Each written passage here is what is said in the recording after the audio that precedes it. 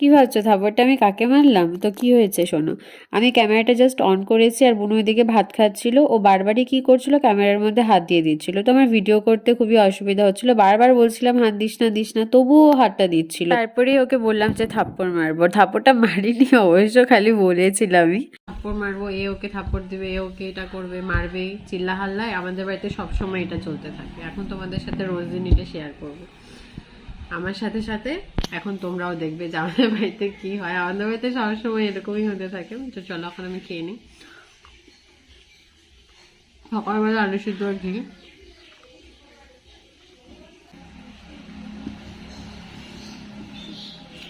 চলো খাওয়ার পর আবার দেখাচ্ছি, খেয়ে নিই।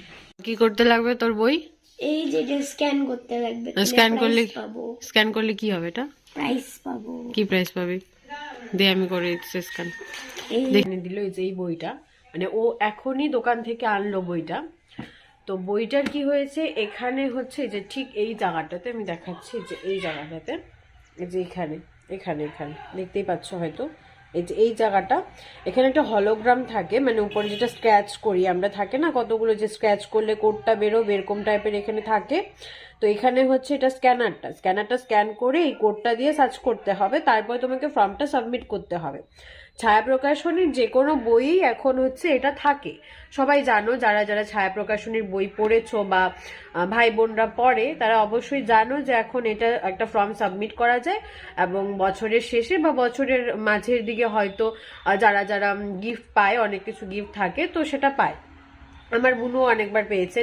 তো এই যে এই বইটা সবে নতুন এনেছে, এই বইটাতে এটা আগে থেকেই করা। তো আমি বলি তাও দেখি সার্চ করে, যদি হয় কোনো কারণবশত এটা উঠে যেতে পারে।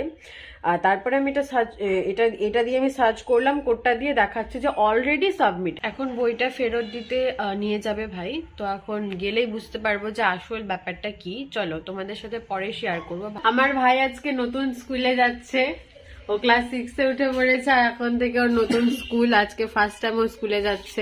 দাঁড়াও দেখাচ্ছি, এই যে বল তোর এক্সপিরিয়েন্স কেমন হবে আজকে নতুন স্কুলে, তাও আবার এত লেট করে যাচ্ছিস?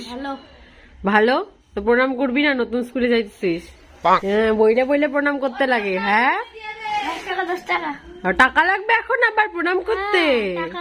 ও তাই, চল ঠিক আছে তাহলে দেই 10 টাকা নাকি।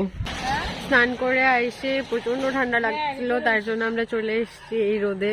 মা বড় পিসু আছে, তারা ওদের দেখাচ্ছে। বড় পিসু এখানে বসে আছে, মা আবার চুল শুকাচ্ছে এখানে, পিছনে আবার ছাগল আছে, একটা ছাগলটাকে আমি তাড়াই দিই। হাট হাট। আমাদের বাড়ির ভেতরে রোদ পড়ে না বললেই চলে, তাই আমরা সবাই রাস্তায় এসে একটু রোদে বসছিলাম। তো রাস্তায় সবাই দেখে দেখে আমাদের যাচ্ছে। আসো। তারপর বিকেল হয়ে গেছিল, আর আমার ছিল আজকে ড্রয়িং ক্লাস, কারণ আজকে শুক্রবার, আর আজকে ড্রয়িং ক্লাসে স্টুডেন্টই ছিল না, মাত্র 2জন স্টুডেন্ট ছিল। সবাই এখনো ডিসেম্বর মাস কাটিয়ে উঠতে পারেনি, তো মামার বাড়ি পিসির বাড়ি ঘোরাও হয়তো কমপ্লিট হয়নি, তো দুজনকে নিয়ে আজকে ক্লাসটা করালাম। আমার ভাইও আমার কাছে ড্রয়িং শেখে, কিন্তু ও এখন এই যে ঘুমাচ্ছে, এই যে ও এখন বলছে যে রবিবারে ড্রয়িং করবে, রবিবারের ক্লাসে। ফাঁকিবাজ কোথাকার, এই যে দেখো, এই যে ফাঁকিবাজের মুখ, এই যে ওর ক্রিকেট আছে।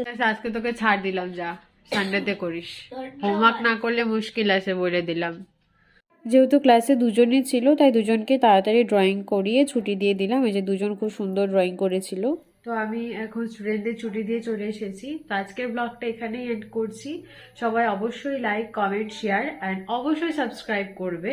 আর আমার নতুন চ্যানেল, সবাই অবশ্যই পাশে থাকবে। বাই।